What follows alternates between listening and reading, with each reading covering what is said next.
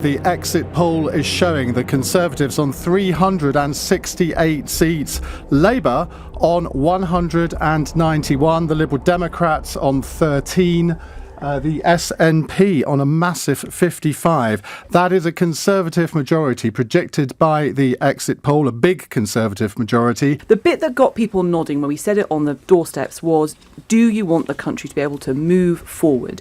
Do you want there to be a clear decision? And people said yes. You know, the reason we're having this election is because Parliament was completely gridlocked, much to the frustration of many of us who've been there for the last 3.5 years. Here we are, 368 is the projection. It is just a projection, it's an exit poll, but as you guys have been discussing, these things are pretty reliable these days. This is Disastersville for Jeremy Corbyn, shortly his second election in charge, and he's managed to lose a number of MPs, and some famous names will be disappearing from the political map for the time being. These numbers are right. We are going to see people picking up seats all over the country in places that even the Conservative Party, in their wildest dreams, could not have expected to gain. If this majority is on this scale, if the swing is to 11%, isn't it a clear rejection of the Corbyn-McDonnell model of politics, the Corbyn-McDonnell model of the economy, the Corbyn-McDonnell model of the welfare state? It's a clear rejection of that. So what happens from then? Look, we've obviously got to listen to all those lifelong Labour supporters who have not felt that they could support us tonight.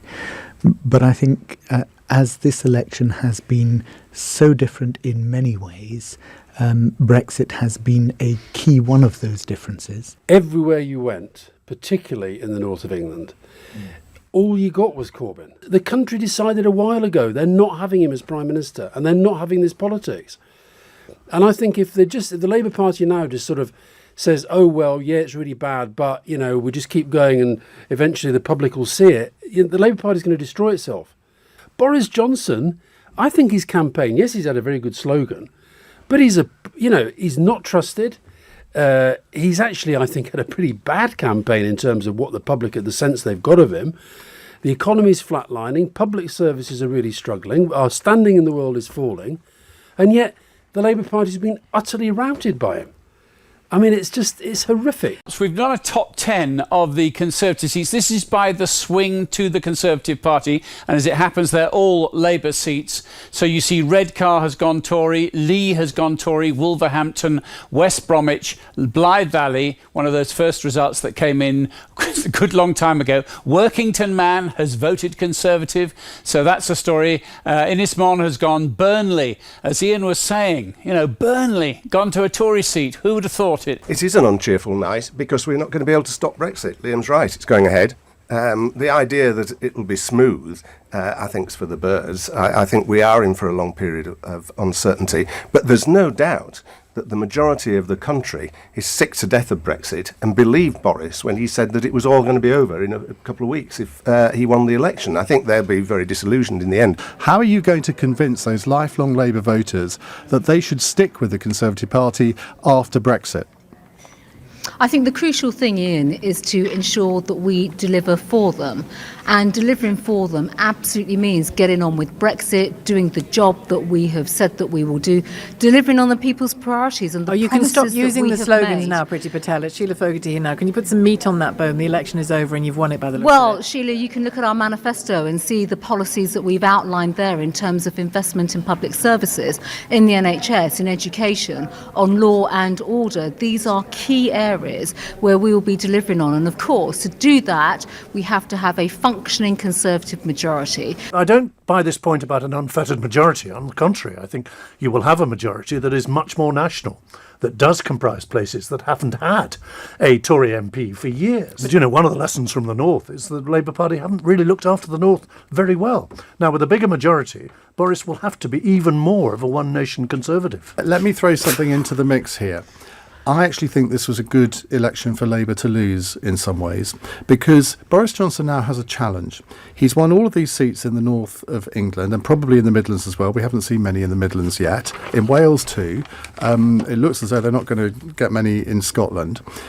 But if he's to win the election in 5 years' time, assuming it is 5 years' time, which is a big assumption nowadays, he has got to make sure that the Labour voters that he's attracted over for this one election, where they've effectively lent the Conservatives their vote in this election to get Brexit done, hashtag, he can only retain them if he delivers on his domestic promise. Now, the domestic promise actually hasn't been very extensive in the manifesto, but if he really is the one nation Conservative that he says he is, in 5 years' time, all these people are going to have to think, well, actually, he didn't do a bad job for our area. We've got this investment, we've got all of this, and whatever's important to people in particular. I hope you're right. I'm sure areas. Jackie hopes you're right. Well, if he is, that's the way he'll win the next election. Yeah, we're over halfway there, literally in our broadcast, and also in terms of the number of seats now declared, 650 of them. We won't get all of them before breakfast time today, but the blue of Tory Britain in 2019 is taking shape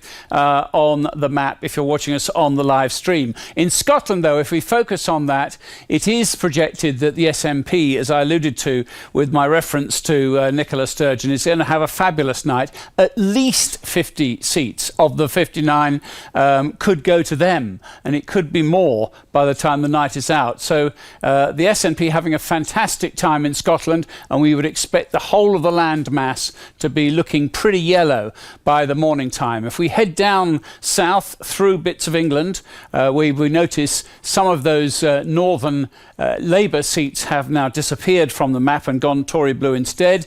But in Wales here, you'll see that the Tory blue is coming more and more evident, that some of the Labour seats have lost out to Conservative swing. It is definitely this hybrid mix, this what's for the Labour Party, a toxic mix of maybe questions about the leadership and questions about where they stood on Brexit that seems to have done in. Let's pop down to the very southwest of Britain, and this was an area which the Tories and the Liberal Democrats have fought over in recent years, in recent decades, but it seems once again that almost all the Lib Dem yellow on the map of Cornwall and Devon, by time you are having your cornflakes this morning, will have disappeared. And I can tell you that in the last few minutes, the maths now means that the Conservatives have that majority that they needed, between 327 and 329, depending on which piece of paper you're looking at, but well over the 323 that's needed, and plenty more to come as well. Right from the beginning, the exit poll was suggesting